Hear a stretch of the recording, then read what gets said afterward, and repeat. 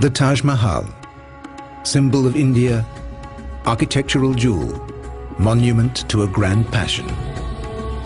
The Taj Mahal was built in the 17th century by Shah Jahan, king of the world, ruler of India's mighty Mughal empire.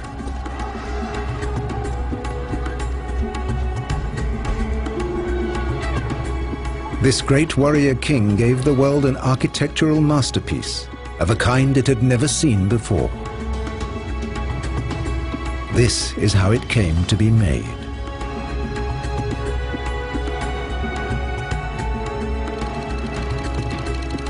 It's also the legend of his queen, the beautiful Mumtaz Mahal, and of their love, too perfect to survive. The chosen one of the palace will have her final resting place in the world's most beautiful building.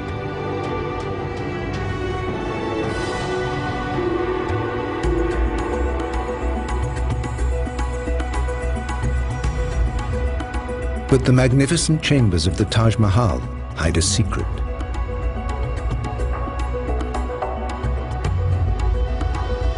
And Shah Jahan will pay a terrible price to complete his life's work at a turning point in India's history.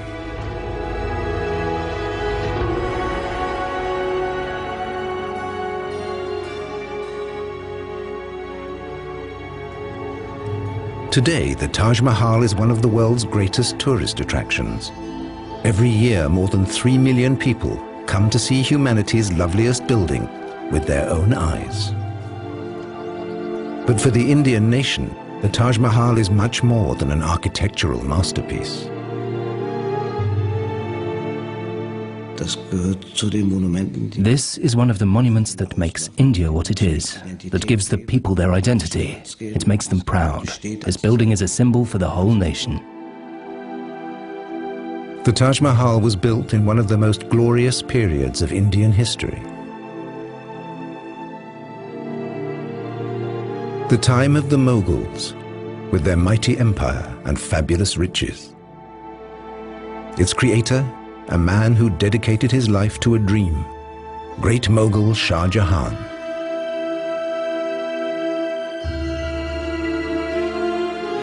The building that emerged from his plans perfectly combines grace and scale, power and beauty. The Taj Mahal, crown of the palace. The inner sanctum of the Taj is a tomb. For Mumtaz Mahal, the love of Shah Jahan's life. In her memory, the great Mughal created this eternal love poem in stone. The building of the Taj commenced in 1632. An army of elephants began dragging construction materials to the Mughal capital.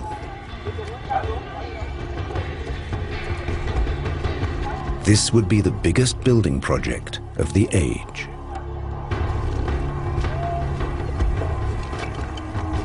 In a few short years, the shell of the Taj Mahal was complete, ready to be clad in flawless marble at colossal expense. The location of the Taj on the banks of the Yamuna River was a special challenge. Am Wasser hat man meistens keinen festen Baugrund. Sie müssen also sehen, dass Sie Close to water, you rarely find ground solid enough to build on. So you have to dig down until you hit hard, dry earth. They came up with a brilliant solution to this problem, one that's still used today in a slightly different form. They decided to build a well foundation. That was a revolutionary idea for those times. The great Mughals' engineers dig deep wells to below the water table. Then they fill them up with rocks and mortar.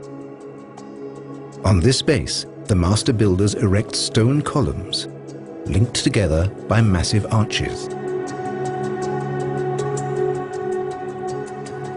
The result?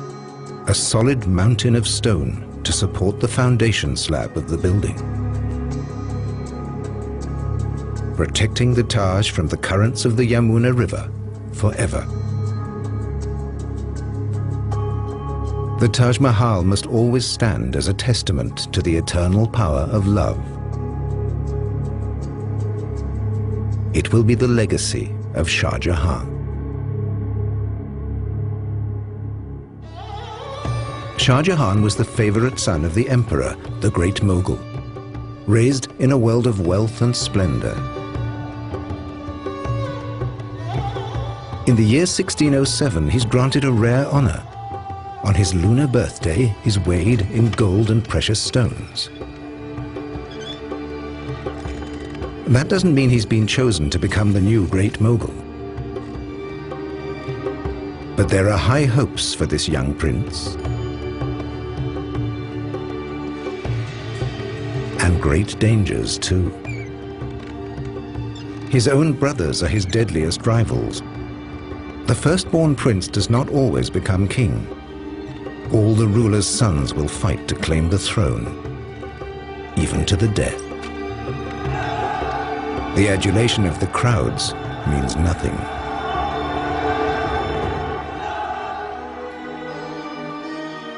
The court chronicles will be our guide to Shah Jahan's life, to its triumphs and disasters.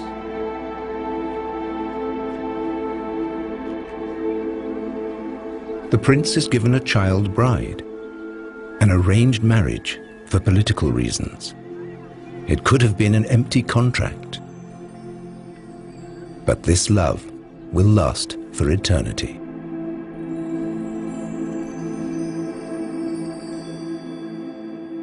Ten years later, the prince is 25 years old. His star shines brighter than ever. He has fought the enemies of the emperor, winning victory after victory. As a reward, his father gives him the title Shah Jahan, King of the World. The capital of the Mughal Empire is the great city of Agra in northern India, the location of the giant Red Fort, the center of imperial power and one of India's mightiest strongholds. The ruling Mughals and their families live in magnificent palaces inside the fort. Here, the women of his harem see to Shah Jahan's every whim. But his favorite, by far, is his childhood love, Mumtaz Mahal. Shah Jahan calls her the chosen one of the palace. From the chronicles, we know this royal couple were especially close for those times. The impression which one gathers is that there is a strong personal element of personal love. There is a bit of romance. It is usually said that the concept of love is a very European concept, because in the Eastern world you have the emotion of love which is impersonal. Love for deities, love for idols, love for father, love for institutions, love for religion, spiritual love, but not romantic love. But Shah Jahan's memorial to Mumtaz Mahal is the world's most exquisite symbol of romantic love. Every day, countless visitors are enthralled by the Taj Mahal, partly because its Mughal architects used some remarkable optical tricks. The first view of the monument is framed by the main gate. As the visitor moves closer, the Taj Mahal seems to get smaller.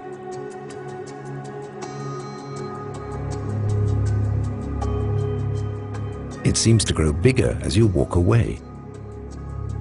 The guides here say, when you leave, you take the Taj with you in your heart.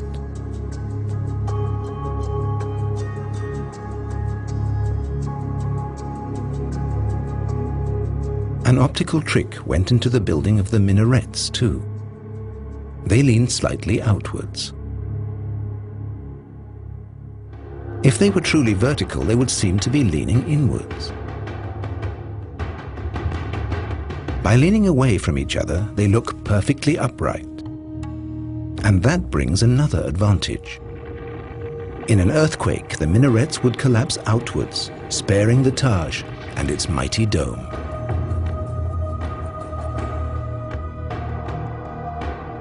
The dome is the crowning glory of the Taj Mahal, the element that makes it so timeless and graceful. Today we have other options. We can build giant supporting structures in steel for a dome like that. We have other materials. They had to solve all their problems in stone. So they laid stone on stone and built up the dome in rings. The dome rises layer by layer.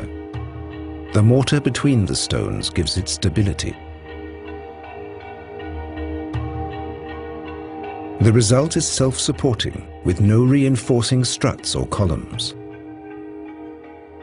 The weight of the dome is transferred directly downwards to the mass of masonry below.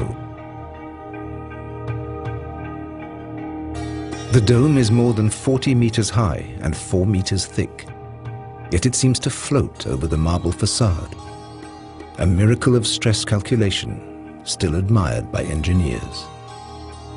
For over 350 years, this dome has been the ultimate expression of Mughal architecture. 1621. The Mughal Empire is at a turning point. The Emperor, Shah Jahan's father, is desperately ill. His sons are gathering in the shadow of the throne, ready to fill the vacuum of power.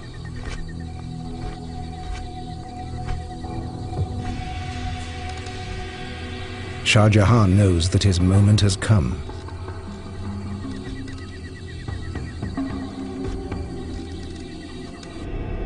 Nothing will stop him in his lust for absolute power. No means are ruled out, not even poison.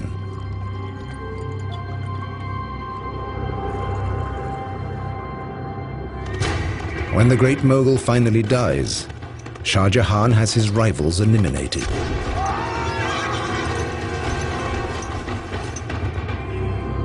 Brotherly love means nothing when the prize is so great. There was a notion of family and there was a notion of affection, but this feeling receded into the background. And then that particular vision of acquiring power for yourself and to rule the country or empire as you see fit becomes the rationale behind all the violence that is perpetrated. With his rivals gone, Shah Jahan seizes the throne. He's crowned emperor in 1628 in the Red Fort in Agra.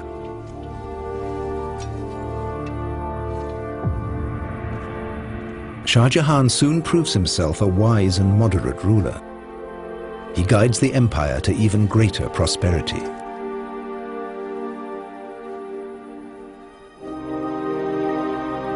Mumtaz Mahal stays in the background, but she's one of the Shah's most important advisors. This Mughal dynasty seems to have a glorious future. Perhaps it will equal the illustrious past. The Mughals are descended from the greatest warlord of them all, Genghis Khan. Their distant ancestors were fierce warriors of the Asian steppes, the Mongols.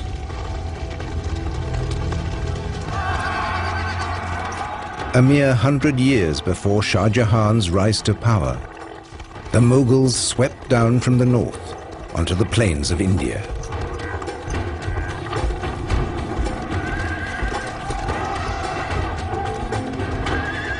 Their cannons crushed one Indian city after another.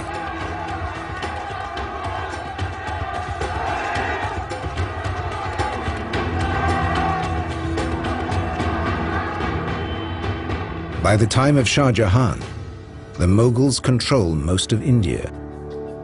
The first time this great land has been unified in nearly 2,000 years.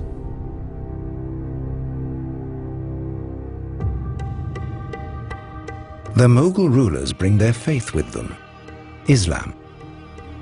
After Hinduism, Islam soon becomes India's second religion. But the invaders don't impose it on the people. They seek a balance between the cultures. The Mughal lords proclaim religious tolerance. More than 100 million people now see business and industry, science and art flourish. Artists at court portray their rulers as godlike beings.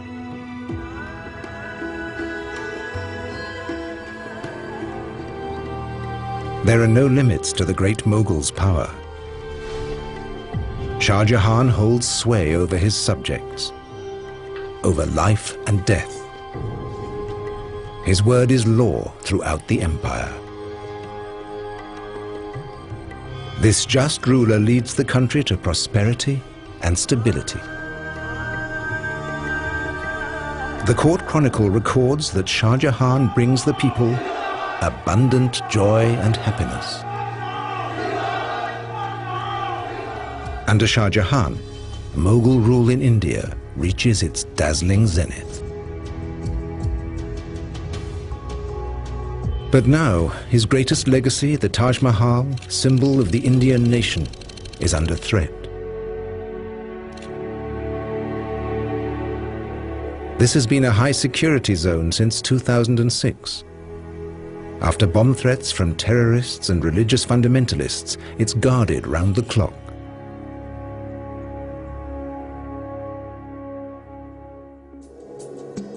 Access to the mausoleum is tightly controlled.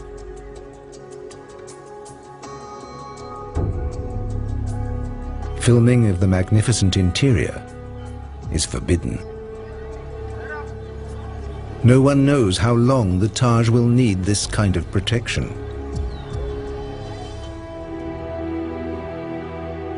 Art historian Ebba Koch was able to study the Taj before the restrictions came into force.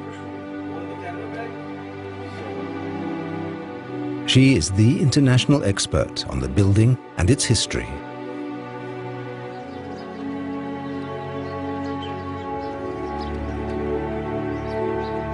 She has also decoded the religious symbolism of the monument.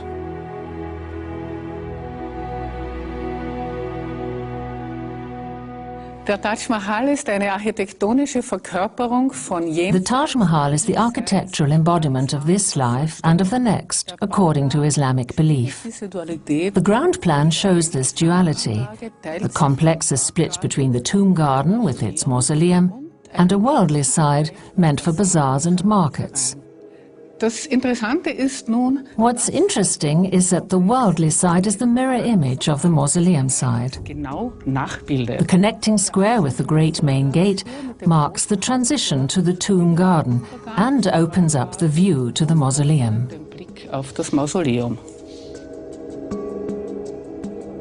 At the center of the mausoleum is the Holy of Holies, the most splendid room in the Taj Mahal, the final resting place of Shah Jahan's bride.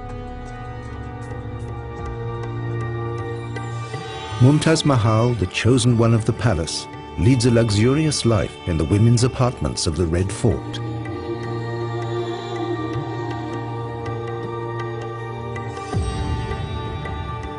Poets admire her grace and charm.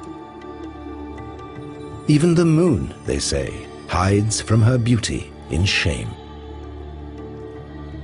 The First Lady of the Empire is fabulously wealthy. She has huge resources. She was the highest recipient of money in the entire harem, being the chief queen or the most beloved queen of the emperor, because payments in the harem were graded. We have very interesting accounts of graded payments from a very huge amount to a very small amount. And on top of this, there were gifts, very, very exquisite, expensive gifts on various occasions. The riches of the Mughal dynasty are legendary. Both men and women wear jewelry.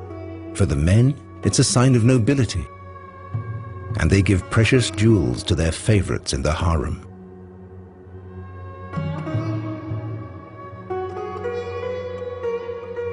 Its endless supply of gems makes India the treasure house of the world.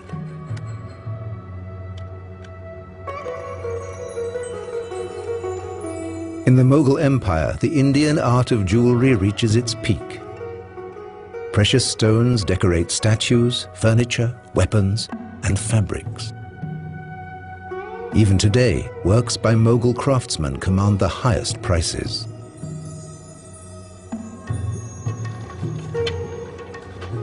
The same is true of India's textiles. Cotton has been woven here for more than 4,000 years. This is still a vital industry in India.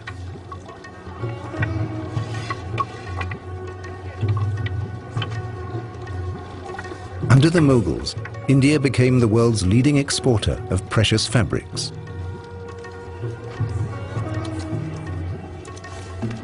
The rulers, the great Mughal and his family, cashed in on the trade.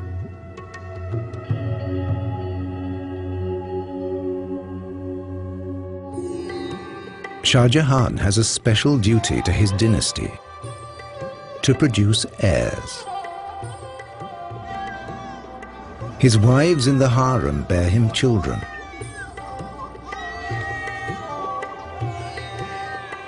But as the chronicles tell us, once they've done their duty, these women are his wives in name only.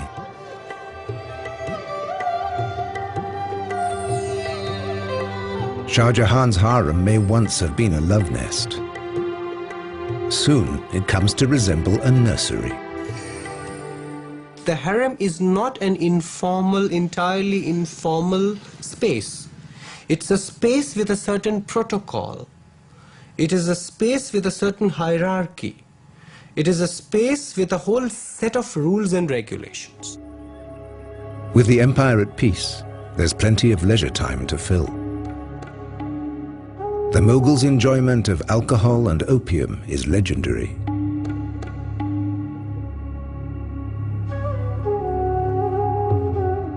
Shah Jahan and Mumtaz Mahal are together every possible moment, as the chronicles record.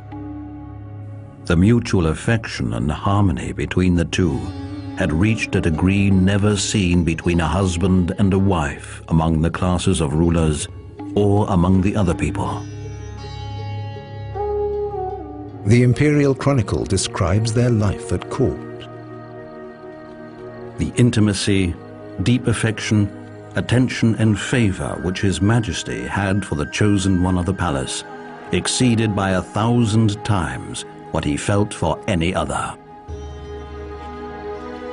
For Shah Jahan, the happiness of Mumtaz Mahal is paramount. If you look at the wardrobe of the emperor, or if you look at his private chambers, if you look at the shelf which displays all the perfumes, ointments, oil, and a whole range of aphrodisiacs, then you would perhaps know that there is a lot of interest to develop into good lovers, to acquire emotions or to release emotions in a way that would revitalize them or rejuvenate them. Her husband's love is shared and returned by Mumtaz Mahal from the depths of her soul. And always, that lady of the age was the companion, close confidant, associate and intimate friend of that successful ruler, in hardship and comfort, joy and grief, when traveling or in residence.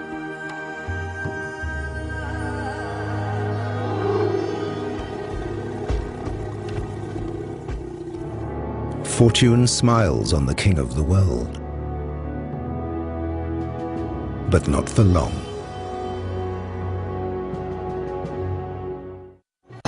There is unrest in the empire. In 1629, reports reach Agra of another uprising. A distant province has rebelled against the empire again. This means war. Shah Jahan mobilizes his army. He will crush opposition with brute force.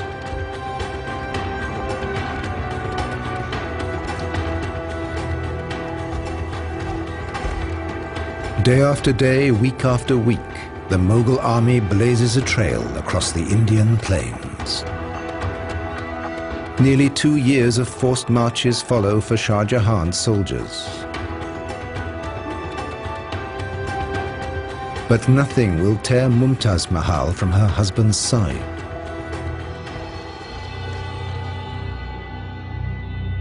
The Mughals are forced to leave their capital again and again to crush rebellions in the Deccan region. The campaign seems to have no end.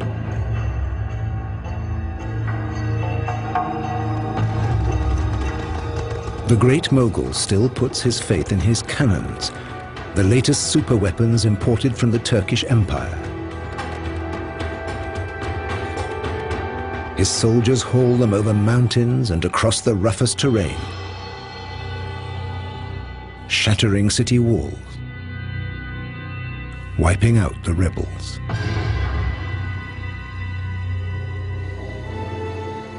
But his string of victories is interrupted by tragedy.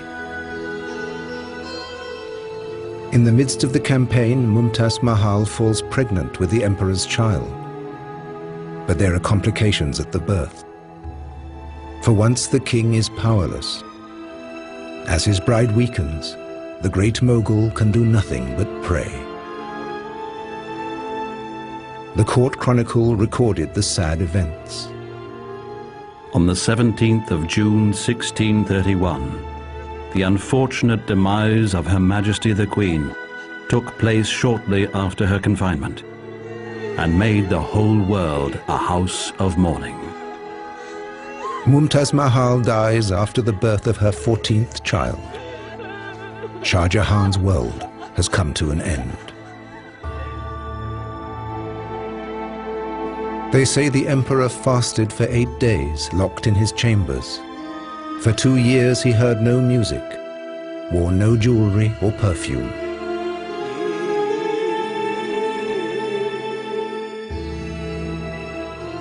His hair and beard had turned grey. He looked older, much older than what he looked when he went into confinement or statutory mourning. So surely this must have had a deep impact on him. Before she died, legend says, Mumtaz Mahal made a wish for a mausoleum more sublime than any the world had seen. This will be Shah Jahan's task for the rest of his life, to erect the world's most beautiful building in her memory.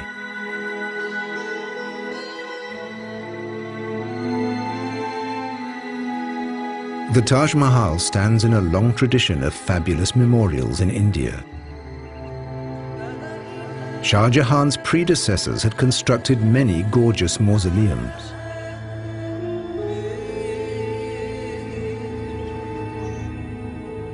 The Taj Mahal combines the very best elements of the memorials to Shah Jahan's forefathers. The tomb of his own father provides the model for the minarets. His great-grandfather's mausoleum had 4 corner turrets surrounding a central core. The 4 mighty portals are inspired by his grandfather's tomb.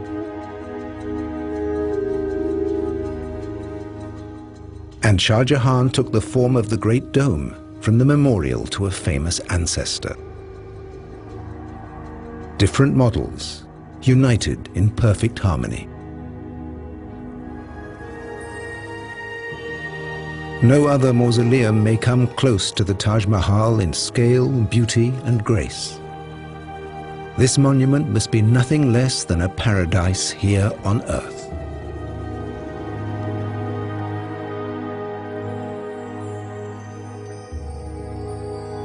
Symbolism carved in stone and marble.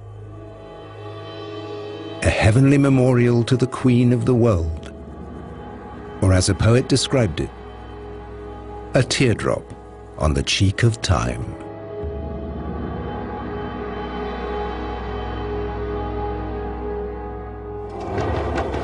In 1632, just 6 months after Mumtaz Mahal's death, work begins on the Taj Mahal. It will be the greatest building project of the age. Some say that over 20,000 workers slaved on the building. A court chronicler captures the scene. And from all sides of the imperial territories were assembled troop after troop of skilled men, stonecutters, inlayers, and those who do carving in relief, each one an expert in his craft, who began work together with the other laborers. Millions of bricks are baked on the spot for the shell of the building. The Taj rises at record speed. But progress comes at a price. Day by day, this gigantic construction is draining the imperial treasury. But nothing matters to the great mogul. No expense is spared for this lavish project.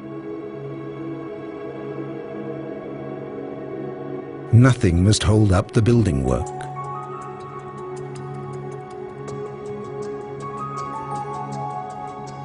Even if the people suffer terribly for the emperor's devotion. Shah Jahan created an artificial famine when he diverted the supply of grain towards Agra, when it was meant for a different place. The regular supply of grain was diverted to feed a huge population of artisans, craftsmen, laborers, merchants, officials, servants. Such monuments cannot be built by a few individuals. Today, no one remembers the ordeal of the people. Only the sublime result. The color scheme of the Taj Mahal is deeply symbolic. The worldly elements and other buildings are all clad in red sandstone. White is reserved for the mausoleum. This is to be a building of enlightenment, an earthly representation of the heavenly house where Mumtaz Mahal will live for eternity. The pure white stands for the spirituality and faith of the person buried here.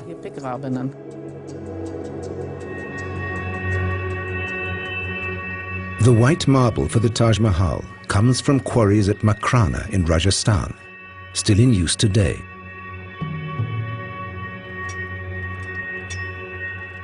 Makrana marble is already famous in Shah Jahan's time.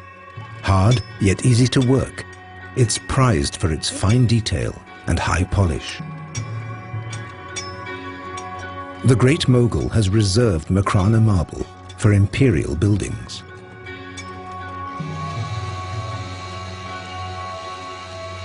The marble slabs are carried more than 400 kilometers to the site of the Taj Mahal.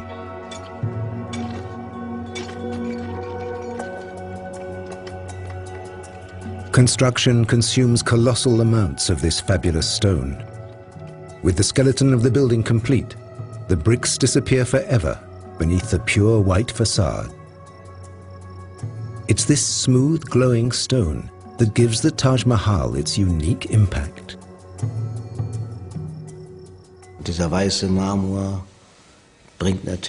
Of course, it's this white marble that gives it its beauty, its lightness, that sense of floating. These are means of expression available to an architect, just as words are used by a poet. Right beside the marble edifice, the gardens begin. Der Garten The garden is the heart of the Taj Mahal. stellt ein It's an earthly picture of the paradise of the Quran. die Grundfläche Two paths divide the terrain into 4 squares. geteilt und die Kanäle The channels along the paths represent the rivers of paradise in the Quran. wie sie der Koran Where the channels meet, there's a pool. Gartens münden die This is symbolic of the celestial pool where the faithful quench their thirst Brunnen when they arrive in paradise. Durst stillen, wenn sie ins Paradies einziehen. True to Mughal tradition, the mausoleum and garden form an indivisible unity. And the interior of the mausoleum itself is modeled after the 8 paradises of the Quran. 8 chambers surround the central space beneath the dome. Mumtaz Mahal's coffin lies here. Before long, it attracted pilgrims from far and wide. Even today, the graves of deeply pious Muslims attract thousands of pilgrims. The flowers on the graves recall the Prophet Muhammad. As he ascended into heaven, each drop of perspiration turned into a rose. The faithful pray to the departed, asking for their divine intervention. Indian Muslims are drawn to the sumptuous memorials of the Mughal rulers in the same way.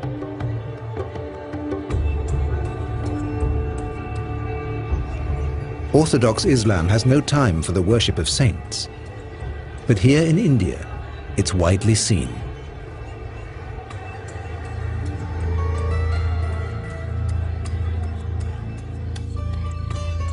The Mughals brought Islam to the subcontinent, but they didn't interpret the Quran rigidly.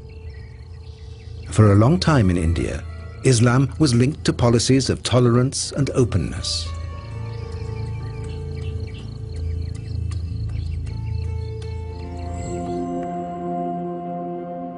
Under Shah Jahan, that tolerance and openness reaches far beyond India's borders.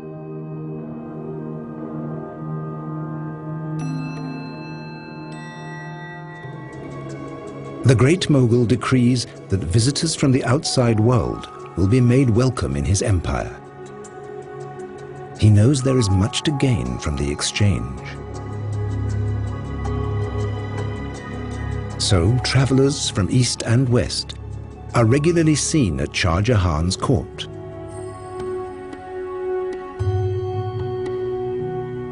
Europeans can easily be spotted by their exotic headgear. Both sides benefit from this transcontinental contact.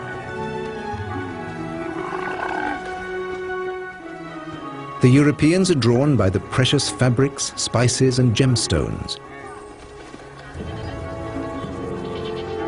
European merchants pay with silver and bring new ideas to the Mughal Empire.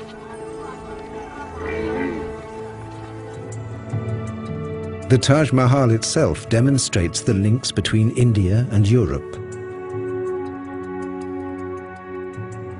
Sumptuous stone flowers adorn the filigree marble latticework and cover the entire interior of the Taj Mahal. Techniques and motifs coming from distant Europe. These mosaics of semi-precious stones are called pietra dura.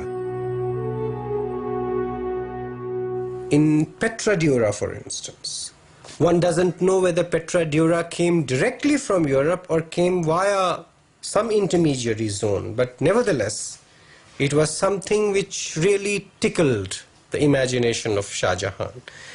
And he used it in a very interesting way in which the building really looks like a treasure chest. Pietra dura is Italian for hard stone. In the Renaissance, these precious inlays decorated palaces. This craft of stone cutting traveled from Italy to India, where it experienced a new heyday.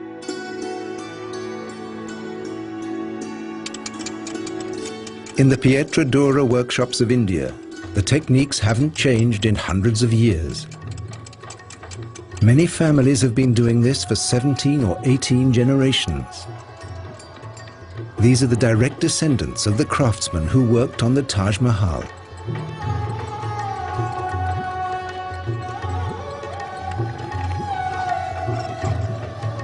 Pietra Dura is a tough craft to master. The mosaics are made of tiny colored stones set into marble.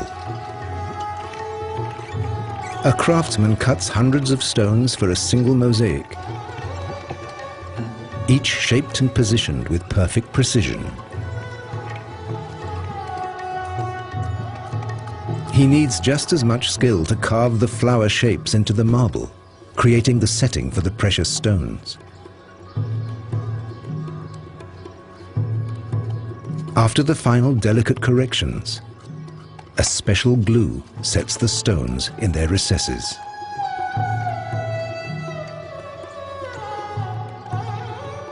Painting in stone is one of the glories of Indian craftsmanship. But no chronicles record the names of the artists who decorated the Taj Mahal. One thing we tend to forget is the hard labor, sweat, suffering of artisans and ordinary craftsmen. Nobody knows anything about them. So the monument is a testimony as much to their existence and the skill which they possessed as it is of Shah Jahan's aesthetic embellishment. Through their work, the men who made the Taj Mahal live on.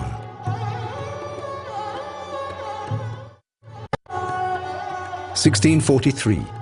The Taj Mahal is finished. It has taken 12 years. In spite of difficulties and obstacles, Shah Jahan has accomplished his dream. The chosen one of the palace rests in a shrine worthy of her name.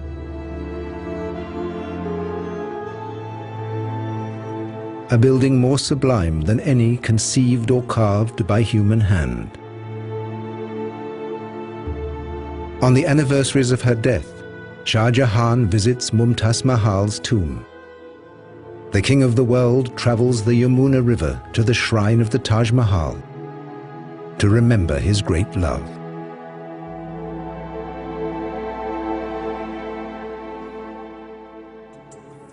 The Taj Mahal conceals a final mystery. The coffin seen in the mausoleum is only a cenotaph, an empty monument. Mumtaz Mahal lies in a secret marble chamber below. There she rests, undisturbed.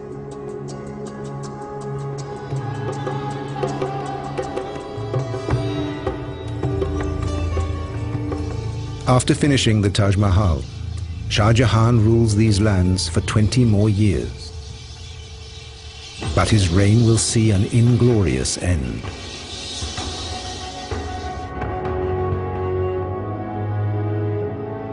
His costly projects and extravagant lifestyle have brought the empire to the edge of ruin.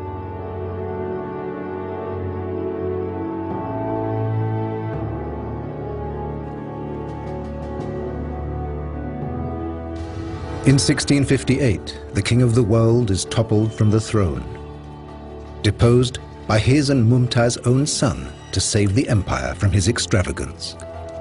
Shah Jahan, absolute ruler, great mogul for 30 years, is a prisoner.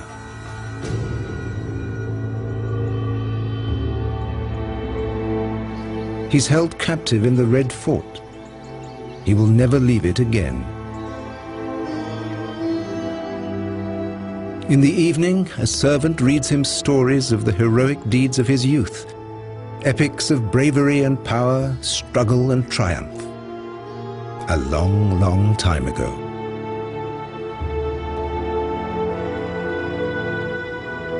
In Shah Jahan's decades of intelligent rule, the Mughal Empire reached its peak.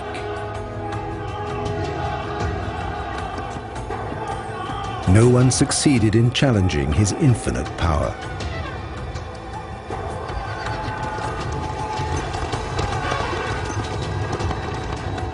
But the mightiest have furthest to fall.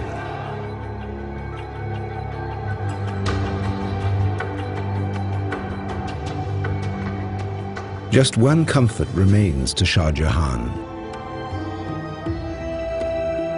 In the distance, from his prison window, he can see the gleaming monument of his beloved.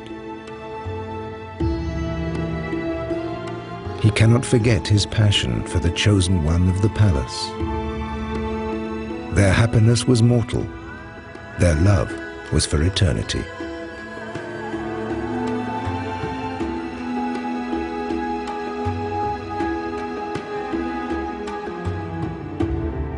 Mumtaz Mahal's tomb has carved its place in history.